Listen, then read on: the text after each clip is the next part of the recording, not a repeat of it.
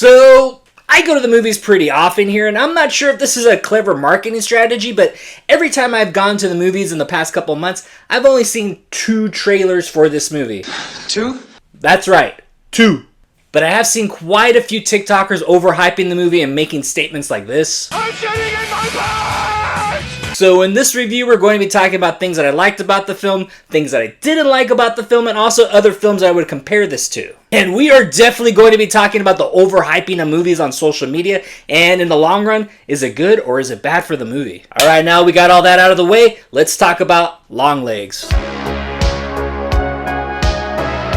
Longlegs takes place in the 1990s, and we follow FBI agent Lee Harker, and she's assigned to help solve a string of killings by a serial killer named Longlegs. Our young FBI agent is pretty intuitive, and she's trying to figure out Longlegs' pattern before he strikes again. Longlegs is directed by Oz Perkins, the son of Anthony Perkins. Oz Perkins does a very good job with setting up this universe and also the overall look of the film because it's very bleak, and the only way I could really describe the look of the film is if Requiem for a Dream had a camera filter. Yeah, because at least for me, the way the film looked, it had a very depressing, kind of lifeless look. If you've been listening to the hype train on social media, they're kind of describing it as like one of the scariest movies you'll ever see, and it does have some scary elements, but the film definitely has more of a crime thriller vibe. Which I love a good crime thriller film because I feel like they're grounded in reality a little more.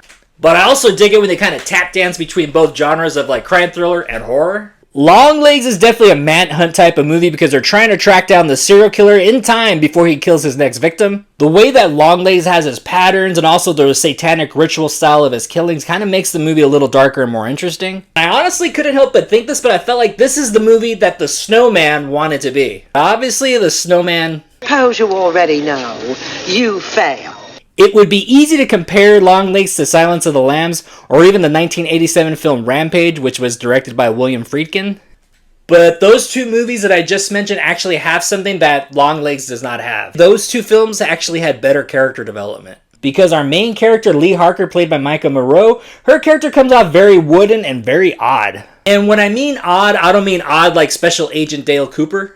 Like, I mean suspicious odd, like, why aren't the FBI agents investigating her? Nicholas Cage is actually pretty good in the film, and he's not in it a lot, which I think is a good thing. I was kind of expecting Nicholas Cage to look more like this, but he kind of looks more like the gypsy from the movie Thinner.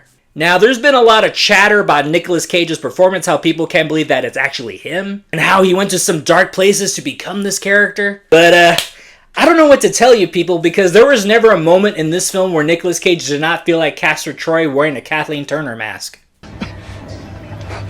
But it's cool. So people, I'm going to be honest here. Every time Nicholas came out on screen, not only was I laughing, a lot of the audience was laughing too.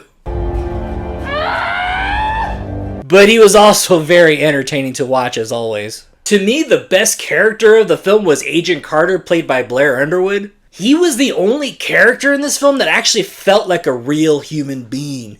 Longlegs is a bit of a slow burn, but that's okay. I think movies like this need to be because it builds tension. And even though the movie is a bit of a slow burn, it's only an hour and 42 minutes. If you're like me and have seen a lot of movies, this film might be very predictable for you. I came up with 3 possible scenarios for the ending, and, well, the movie did 1.5 of them. You're amazing. You figured this all out already. I would say the first 75% of the movie is very crime thriller, manhunt type of movie, and like the last 25% of the movie kind of dives into the supernatural. We're the devils! The devils! And that actually might bother some people. It didn't bother me actually because I thought there was a good balance of both. But if it would have taken a deep dive into the supernatural, it would just come off as... stupid. The first half of the movie really feels like you're watching an episode of True Detective, then takes like a right turn into like Saint Maud territory. But like I said, I thought the balance of both were good. I thought the overall look and the cinematography of the movie was really good. Did I think Longlegs was the scariest movie of 2024? No, and plus the year's not over yet.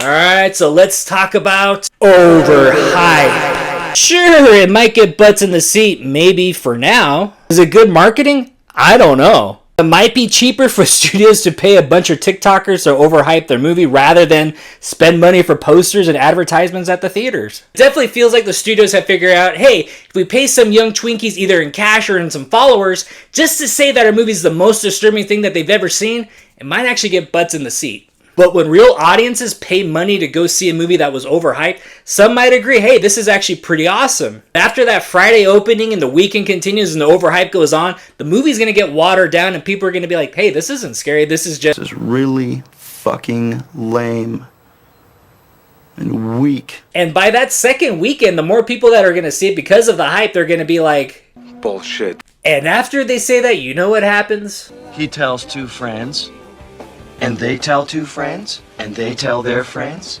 and so on, and so on. Listen, don't get me wrong, I think word of mouth about a movie is really awesome, especially when it's genuine and not paid for. And there have been quite a few movies in the last couple years that have been getting this treatment. Some have done okay, and some have actually just crashed and burned. Also, there were certain buzzwords used to describe this movie, one of them being uncomfortable. You keep using the word. I don't think it means what you think it means. Seriously, if people are starting to use buzzwords to describe a movie, I think they need to elaborate. So in the long run, I think overhyping of movies can do damage, especially to the quality of the movie and also the quality of your experience. Also, no one's going to want to listen to a bunch of TikTokers, crying wolf again. So, listen to me. So there is a scene in a movie, and it's not a spoiler or anything, don't worry.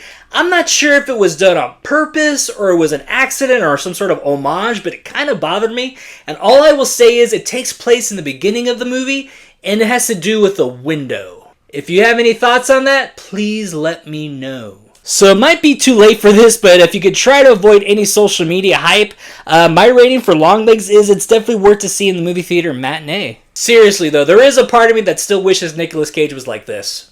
Alright, so hopefully my review is fair, honest, and not too harsh. What did you think? Did you see Longlegs? Did you like it? Did it scare you? Was it the most scariest thing you've ever seen? Was it overhyped? Tell me what you think, comment below. And please don't forget to hit like and subscribe.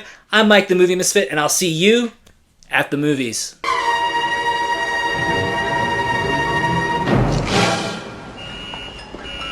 Get more out of life. Go out to a movie.